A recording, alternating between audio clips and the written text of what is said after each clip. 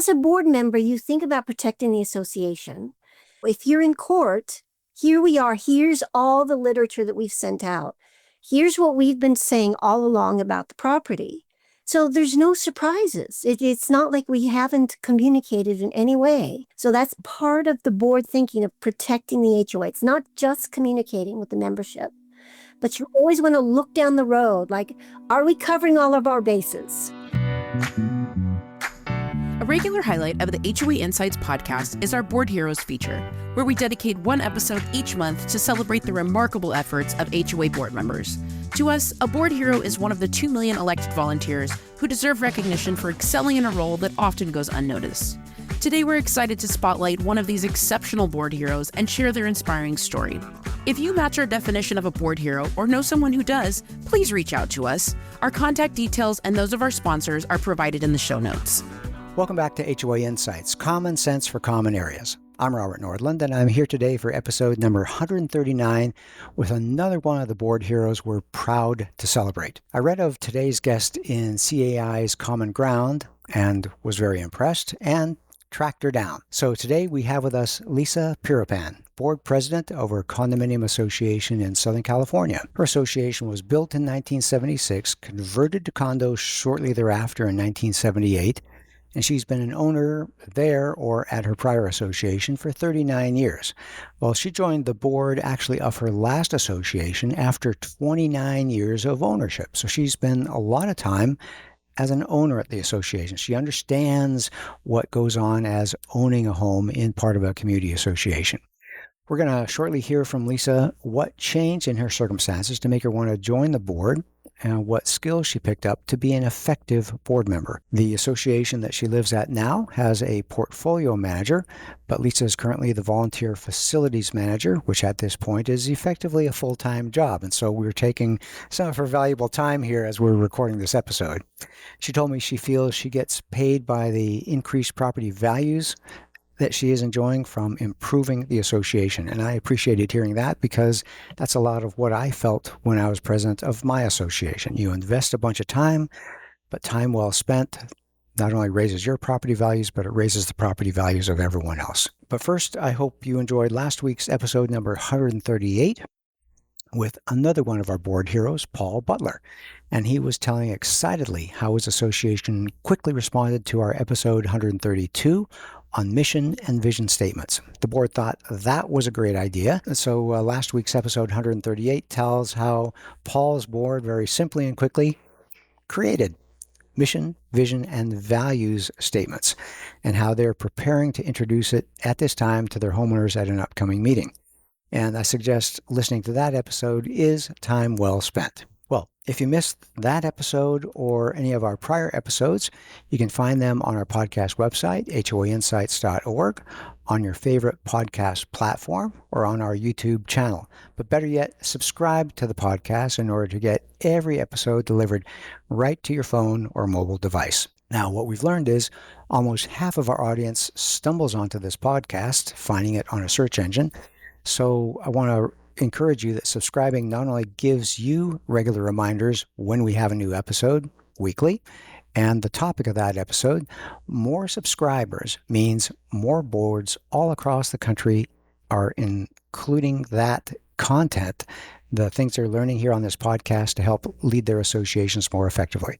It's all about the search engines nowadays. Well, those of you watching on YouTube can see the HOA Insights mug that I have here that I got from our merch store. You can browse through that from our hoainsights.org website or the show notes. You'll find we have plenty of free items like board member Zoom backgrounds and some specialty items for sale, like the mugs. So take a moment after the show, see what we have for you in the merch store, and at least pick up one of our free items before your next board meeting. Well, we enjoy hearing from you. And most episodes are indeed in response to a topic you've recommended. So stay in contact, letting us know what questions you have, topics you'd like us to hear, you'd like us to address so you can hear more about them. So leave us a voicemail at 805-203-3130. Leave a comment on the YouTube video or send us an email at podcast@hoainsights.org. So here we are at today's episode. Lisa, welcome to the program. Let's start with what circumstances led you to run for the board after 29 years living at community association living? Yes, I had been a volunteer all that time, committees, different committees and projects for the community. But that particular HOA was starting to go through a change. Again, it was a serious critical deferred maintenance, or it had not done repairs for many, many years. So this is your last association, not your current association. But Okay. they did a nominating committee. So they Okay. approached me to run for the board, and I did. Okay. So the board was proactive. They saw you, and we talk about this in other episodes, how having committees, learning who your proactive homeowners are by seeing who's volunteering. And they said, Lisa, let's see if she wants to run for the board. Yes. And they lit a fire under you. Okay. Well, you got on the board. What were some of your first experiences that made you think, am I crazy? Or now here I am. I belong here. After the volunteering, this is where I belong. Well, truthfully, the HOA was in such terrible condition that we, as the new board, and this was the first board that was willing to improve the property. And I mean in decades. The impetus previously had always been, don't raise the fees, don't spend any money. So That's what we I were, was going to say. Is it really the properties was deteriorated, or was it an ineffective board that just let it slide because they were looking the other direction? both, Okay. very much both. Okay. And I'm a project engineer. And so I looked at the property, and at that time, I didn't understand what board membership meant, board directorship. I didn't understand. And we, as a board, were willing to do the work to begin converting the property and restoring the property. Okay. And we didn't know where to begin. We had no idea. It was Problems everywhere you look. it was so bad, and none of us were board trained. None of Okay. us. And so what we did is we hired a past president of CAI to do an operations audit. She was there for months. Okay. And the audit was hundreds of pages, everything from the employees to the accounting. And once we had the audit, but one thing she did offer as well is she offered us board training. And when I went through board training, it was eye-opening for me. I had a completely different understanding now of what it meant to be an HOA owner and what it meant to be an HOA board director. You both live there, but they're very different roles and responsibilities. Despite 28 years of volunteering, I don't think any one of us on the board had ever heard of Davis Sterling. And For our listeners across the country, Davis Sterling is the body of law in California that guides, controls, legislates what goes on in community associations. Fair? fair, Okay. none of us had even heard of it. Or the business judgment rule, or the basic tools that a board has to have in its toolkit. Now, let me ask, had you been professionally managed through this time period? We had a full-time on-site manager, but part of the change and why a new board was possible was he was no longer manager of the property. Was it retirement or In essence, they yeah, passed. fired him? He passed. Okay. Well, that'll And do it. there was an expression among homeowners that it was his fiefdom. So he was the one that had control for all those decades, and the board was afraid of him. Which is why he didn't explain about what the body of governing law was, the general principles for how board members will be judged, which is that business judgment rule, things like that. That, to me, I feel those are just basics. Now, if you listening to the show and you don't know what the business judgment rule is, please Google it. Ask your manager, ask your attorney. That, Lisa, stuff you really need to know. Definitely. Absolutely. Okay. So what I did at that HOA, it was, again, I said it was so bad we didn't know where to begin. So what we did is I created a letter for a master improvement plan. And that was a large HOA, more than 500 units. And we sent out to all the owners, like, what are you looking for? Because we wanted to look to our members. All those eyes, what do you see? What do you think needs to be done? And we got back hundreds of responses. That's wonderful. Hundreds. We're talking about more than 1 out of 5. So that's amazing. What's a good return on a survey? 5 or 10%? More than that. Okay. Because it was like a new era was coming. And Fresh air. yes, and I think the owners could see that, even the long-term owners. And so what I did is I cataloged all of those responses, and I printed them all up and put them in the newsletter. And what it turned out is almost all the requests were just for basic maintenance. People weren't looking for amenities or hot tubs. They just wanted basic maintenance. Are we talking light bulbs, the light bulbs to be replaced, sprinklers to work? Stairway railings that were rusted out. I still have all of those responses, even years later, but just the most cracks in the sidewalk, uplifted asphalt. It wasn't anything special. It was just the normal common area maintenance that a board is required to do to maintain a property. So with that understanding, that's what we focused on. So we created a management structure to start addressing a maintenance, which is we brought in a full-time facilities manager, because that was someone that could begin determining how to prioritize these projects, what needed to be done. And because it was a large property, 65 acres, it required a lot of oversight and just seeing. So we would start with things like, let's survey the fences, so that we create a list of everything that needs to be done at every fence. I would prepare property reports per building. On this building, here's all the things that need to be done. So that was at my old HOA, and we started the ball rolling for that kind of intensive restoration of the property. Okay, on that, I'm totally happy about that. I'm glad for the fresh air. I'm glad for the board that seems to be doing what boards are supposed to do, lead and take care of the property. I'm glad to hear that the homeowners were receptive to this new administration. They were aware of it. And my question is, everything costs money. So you hired a facilities manager, you're fixing things. How did the owners respond to, I'm presuming you said, well, the monthly assessments need to rise.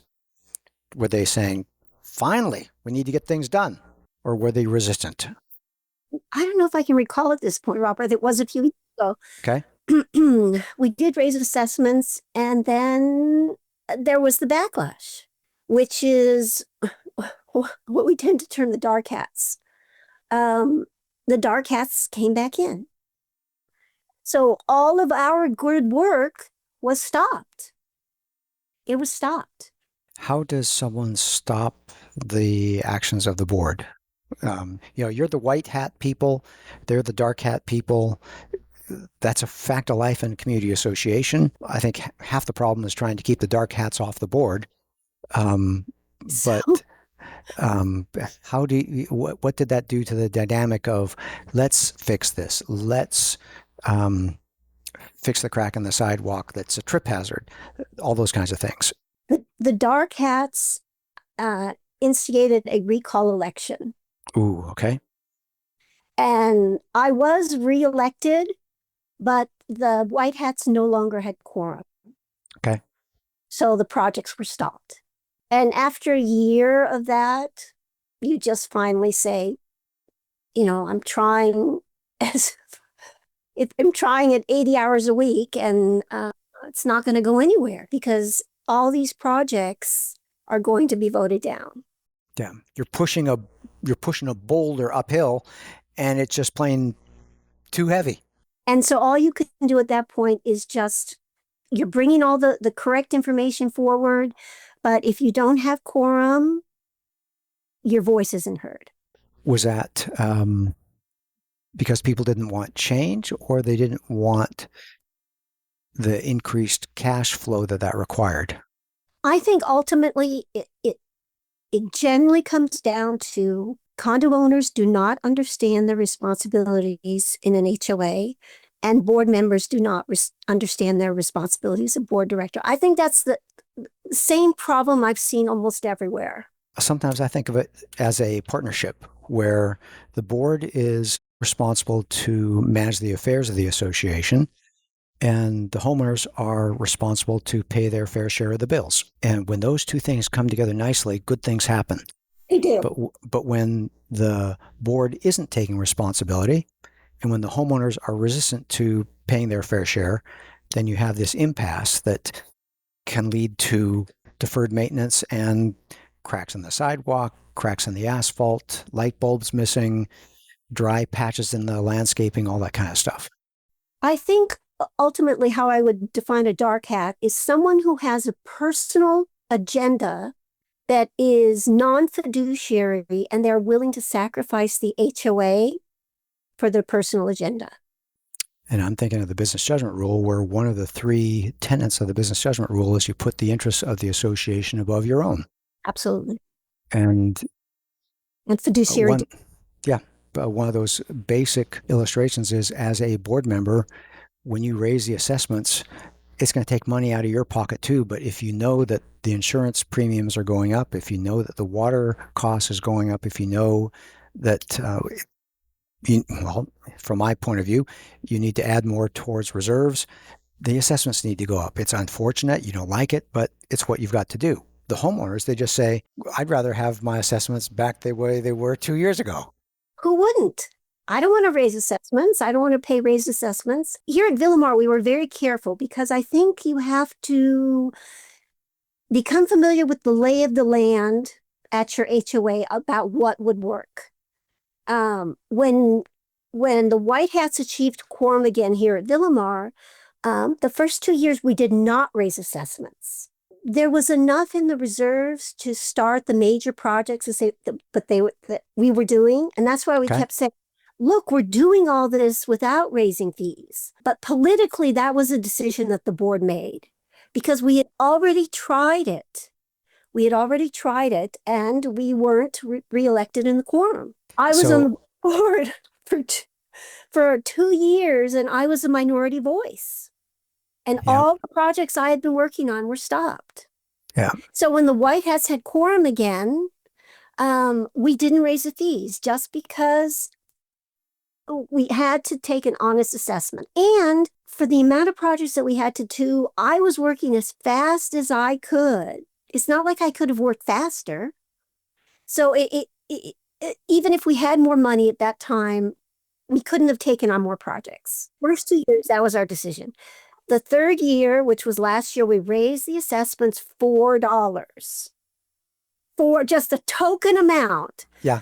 But just to sort of get people, we have to go up a little bit just to start to ease people in. This year, or for 2026, $4 was this year. For 2026, we went up $50.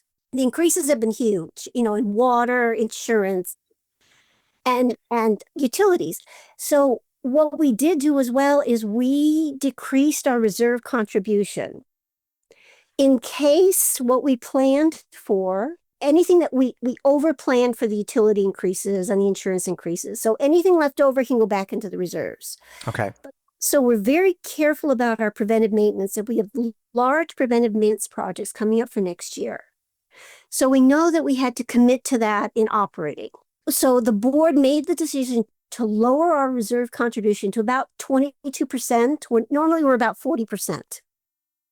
We lowered it to about 22% in anticipation of these two enormous preventive maintenance projects we're going to do, which is repainting our balcony decks. We have the waterproof membrane, and our landing decks. When you understand why you're raising or why you're reducing reserve assessments, I think the board is still in a very good position because you're making those decisions with the knowledge of your plans over the next several years. Right.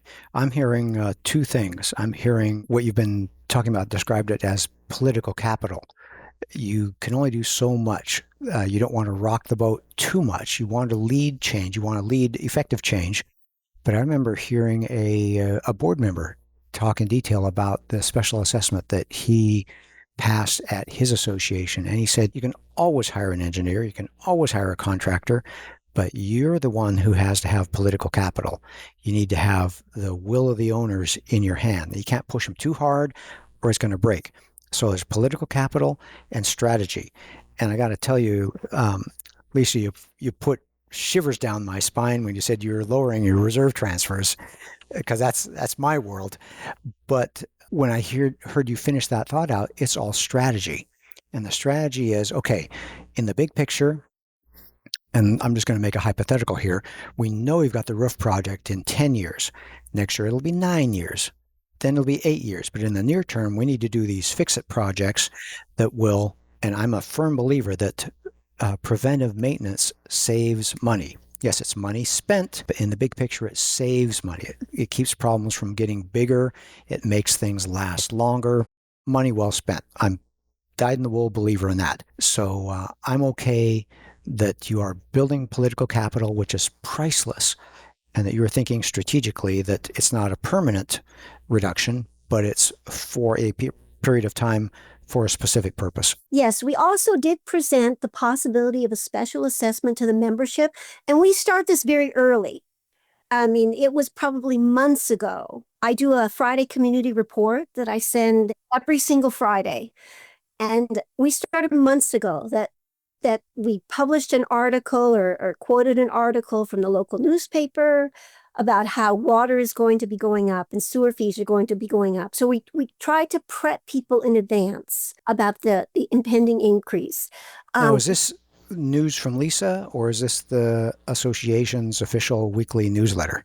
Well, this is the Friday community report that Lisa writes. So it's, for all practical purposes, it's official. It's official, yes. Got it. It's official. Okay. I used to do that in full color. I just did not have time to do that anymore. So at least we get something out every single Friday. But what we did present to the membership, if they would like to consider for a special assessment, is a standby generator. Because for us, if we lose power, we lose hot water. We have a boiler system. And so it's about $350 per owner if they would like to have a standby generator. So we will put that to vote sometime later in the year, next year. That's not a normal component that we have on the property. Right. So it will be a new asset. A new asset. We can't really justify it with our current restoration schedule. Right.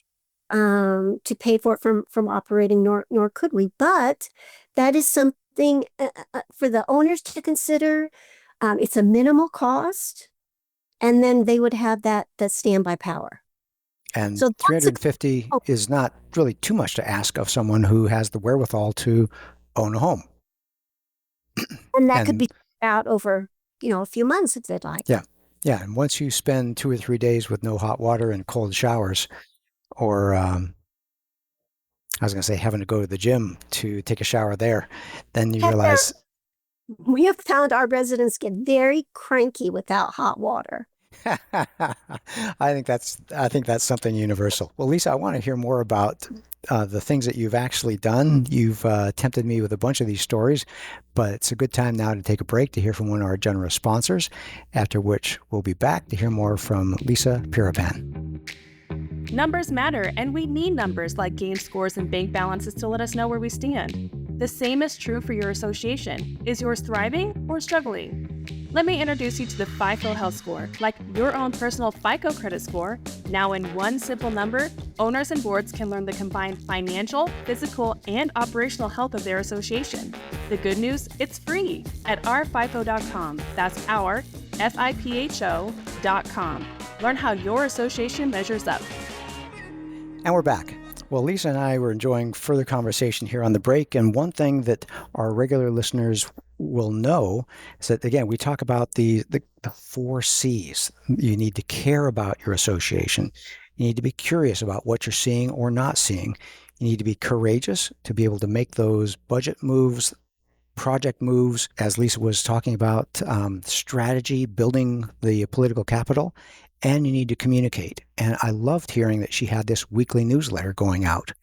And that fills that gap so people know what's going on with the board, what's going on with the their money that the board is managing. I just love seeing that happening at her association.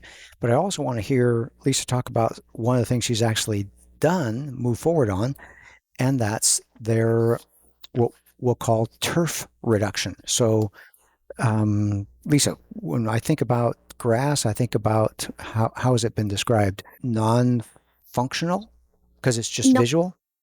it's visual non-recreational is what AB 1572 refers to. Tell us about AB 1572 in California. Yes, that is for commercial properties and HOA multifamily properties. We are no longer allowed to, the deadline is in a couple of years, but we're no longer allowed to have non-recreational turf. This is in order to reduce sprinkler usage, water usage. Yeah. Most of us are watering with potable water. So it's the same water that goes into the units. Because the board approached funding in many different ways, not just assessments, but we also streamlined operations, and we found other ways to save money so that we could channel that money back into repair, funnel it back into repair. So the board started removing turf before there was an AB 1572. Just to save money? For wise water use. Okay, good. With sprinklers, converting to drip irrigation. But of course, we didn't really have money to put into the project to do it. If you get a quote for turf reduction, it's really quite high. We didn't have money, so we're always cutting edge and coming up with innovative solutions. So the method I came up with is our landscape was as bad as our buildings. Okay. We couldn't get into our planters with a pickaxe. The dirt was so desiccated. Okay. And underneath the turf itself, there had essentially been no soil regeneration in 50 years, in nearly 50 years. It was just sand underneath. So first we had to restore the landscape.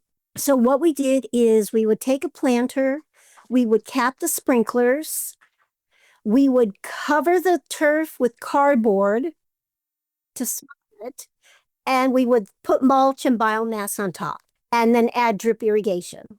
Mulch and biomass. I know mulch you can buy in a store. Biomass, are we talking kitchen food waste? Well, biomass is trimmings, grass, cut grass, chop and drop, bush trimmings, anything that you dig up that's green and organic from the landscape, that's all the HOAs transport away from the property, we looked at as a resource. We no longer transported any green matter off the property, because when you don't have many resources and you don't have a lot of funding, and your funding is going to go to the buildings, we concentrate on the buildings first. We didn't have that money for landscaping, so we came up with other solutions. So by now we've removed about 95% of our non-recreational turf. And in the process, we're actually regenerating the soil as well. What we've done as part of that regeneration is we added an edible landscape project, because the board thought if we water it, we should be able to eat it.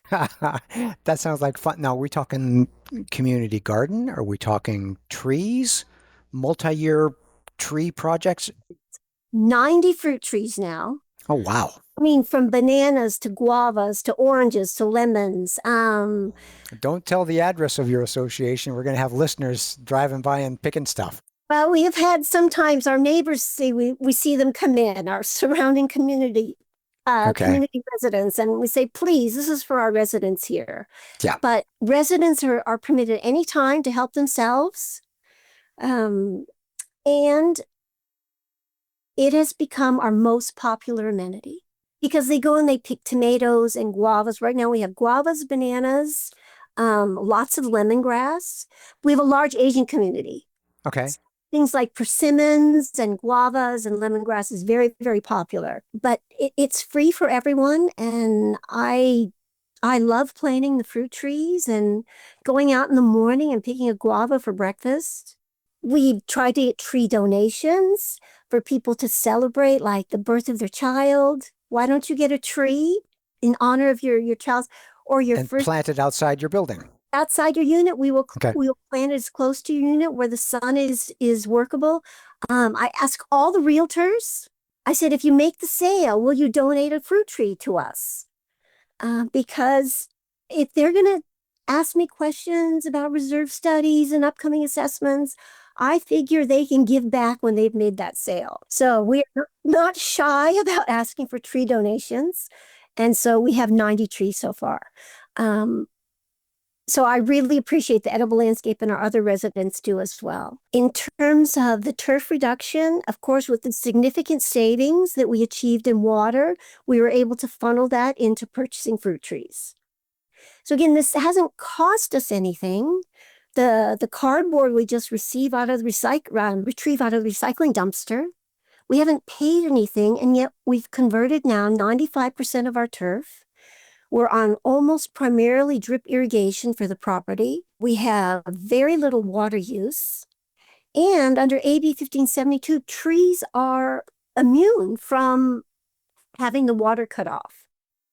So our trees will be preserved, even as more drought tolerant measures come into play, but trees are permitted.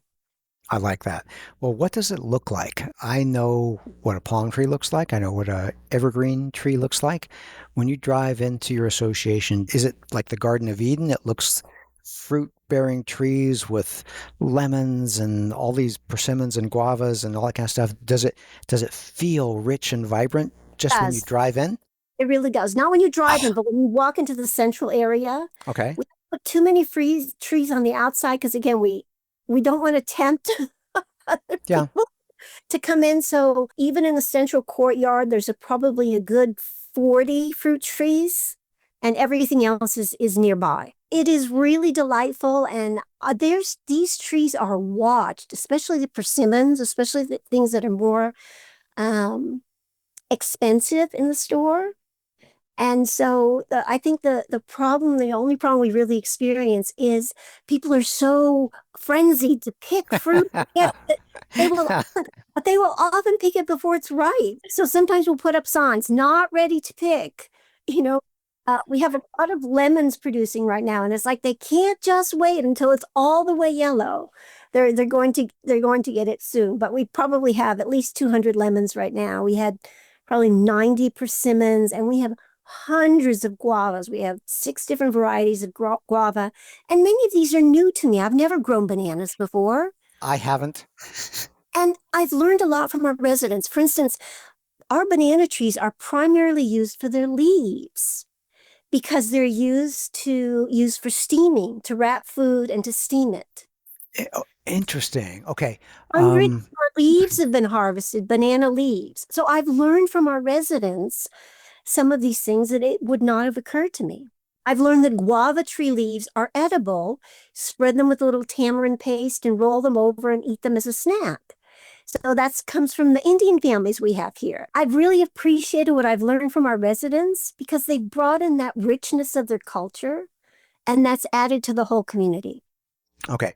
Are you getting more people at board meetings? Are they engaging? Are you building the bridge between the board and homeowners? We keep trying, but we have not had success in that area. Well, you turn off the water to the fruit trees, and they'll come knocking on your door. I think I would say that we have tried just about everything. We've done websites, reports. The list is so long of all the things that we've tried to do to engage. And what ended up being successful is I started a Friday report, and it was in full color. And I'll show you the notebook here. Okay. This is my first 75 Friday reports. So we're talking couple pages or 4 pages? Yes. What do we? Okay. 2 pages. And what I mostly concentrated on were photos. Yep. Show people the work because they don't know. We can say it's bad. Our association. Yeah. This is what's happening at our association. We can say it's bad. And many things, you couldn't see them once the work was done. Okay, we opened up a wall and there's terrible termite damage. Well, we're trying to give them an understanding of what was really needing to be repairs. And then we would say, here is where your fees are going. This is what we're paying for. Well, one of those would take me about 40 hours. And so Yikes. I just couldn't do it anymore. So now we go to an all text one, but it's still that every Friday. And as a board member, you think about protecting the association. Yep. And so there's always that background thought. Here we are, if you're in court, here we are. Here's all the literature that we've sent out. Here's what we've been saying all along about the property. So there's no surprises. It's not like we haven't communicated in any way. So that's part of the board thinking of protecting the HOA. It's not just communicating with the membership. Yeah. But you always want to look down the road. Like, are we covering all of our bases? Yep. Well, and I'm thinking, again, that may be a tremendous strategy, because when you're staying ahead of the problems, when you are promoting what the board is doing, how the association is being cared for, we planted these new trees, we fixed these problems, that's going to keep the black hats off balance, because the white hats are doing good things at your association. Well, Lisa, I'm looking at the time, and I have a long list of questions, but I have a feeling we would enjoy having you back on another episode in the future to talk about this project or that project, or strategy for attacking a project. I don't think we should minimize the significance of strategy when you're attacking. Absolutely. And I think you asked me a question, what's wrong with just needing to replace a component and going out and getting a bid and replacing it? And I said, that's probably the most expensive option. Yeah. Okay. Well, we will get to that in a future episode. But at this point in time, we need to respect everyone's time and bring this episode to a close. So, Lisa, it's tremendous. Thank you for taking the time to join us on today's program to show us that notebook of the work that you've done. You are building political capital there at your association. And you're investing in things that will outlive you, those fruit trees, the better, healthier soil, lots of things like that. Any final thoughts or words of wisdom, or maybe challenges for our audience that you'd like to share? For me, I would come back to understand what your responsibility is as an owner, and understand what the responsibility is as a board director, because that's where the friction comes from. That lack of understanding. Even when I tell our owners that you only own from the paint inward, that's news to them. And that I say your homeowner fees go to pay for everything else. That's news to them. Yeah. I'm going to date myself, but when I bought my condominium back in 1982, one boring evening I sat and read my governing documents, and I learned that I had no rights to the minerals underneath my condominium unit. And I was so disappointed, because I'd grown up watching the Beverly Hillbillies. And not that I was going to dig through the asphalt of where I parked my car, but I liked knowing that maybe I could. Right. And I was so disappointed to learn that I didn't have mineral rights under my condo. And yeah, it's important to know that kind of stuff, because it makes a difference on how you act as an owner and how you act as a board member. Well, this has been fun. We want to publicly acknowledge Lisa for performing a thankless job well, and for doing a remarkable job of taking care of the facility at her association, taking care of the owners, being sensitive to what they need. We're glad that there are board members like Lisa scattered all across the country, and we're fortunate to have her here on the podcast to tell her story. We hope you gained some HOA insights and were inspired by Lisa's observations and experiences to help you bring common sense to your common area. And remember, if you match our definition of a board hero or know someone who does, please reach out to us. We love having board heroes on our program. Our contact details are provided in the show notes. Thank you for joining us, and subscribe to the podcast. We'll look forward to having you join us for another great episode next week. You've been listening to HOA Insights, common sense for common areas. If you like the show and want to support the work that we do, you can do so in a number of ways. The most important thing that you can do is engage in the conversation. Leave a question in the comment section on our YouTube videos. You can also email your questions or voice memos to podcast@reservestudy.com, or leave us a voicemail at 805-203-3130. If you gain any insights from the show, please do us a huge favor by sharing the show with other board members that you know. You can also support us by supporting the brands that sponsor this program. Please remember that the views and opinions expressed in this program are those of the hosts and guests, with the goal of providing general education about the community association industry. You'll want to consult licensed professionals before making any important decisions. Finally, this podcast was expertly mixed and mastered by Stokelight Video and Marketing. With Stokelight on your team, you'll reach more customers with marketing expertise that inspires action. See the show notes to connect with Stokelight.